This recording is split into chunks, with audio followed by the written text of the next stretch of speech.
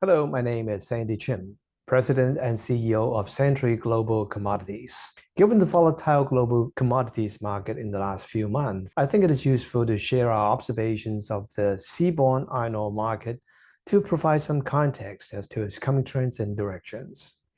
The seaborne iron ore market had a very strong start with the first quarter this year, reaching a peak at about 160 US dollars per ton in April. And then it started to come down for a few months around mid-July.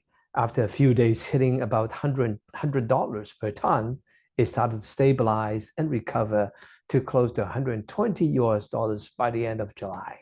There was a number of short-term factors at play. The most prominent one was the squeeze in margin at the steel mills in China, where there was a property sector that was facing an industry downturn with potential systemic economic implication that drew the highest level of government focus to address. Policies have now been set in place at the end of July to try to tackle this problem.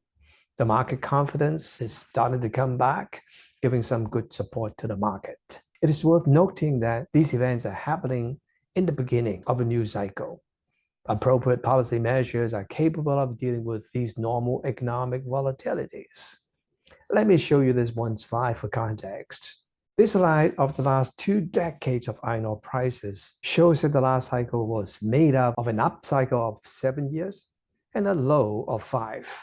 This immediate past cycle experience provides some good reference as to the weight of an up and low cycle with respect to the current trend. Though demand growth is not as strong as the last cycle, it was a super cycle, it is still at a high level and stable and sustainable. What the current cycle has going for us is the absence of supply destruction caused by every major player expanding massively that we saw in the last cycle to have collapsed prices, even when demand was historic strong. Considering a more stable structure on the supply side this time, and the return of the oligopoly, the current upcycle will have legs.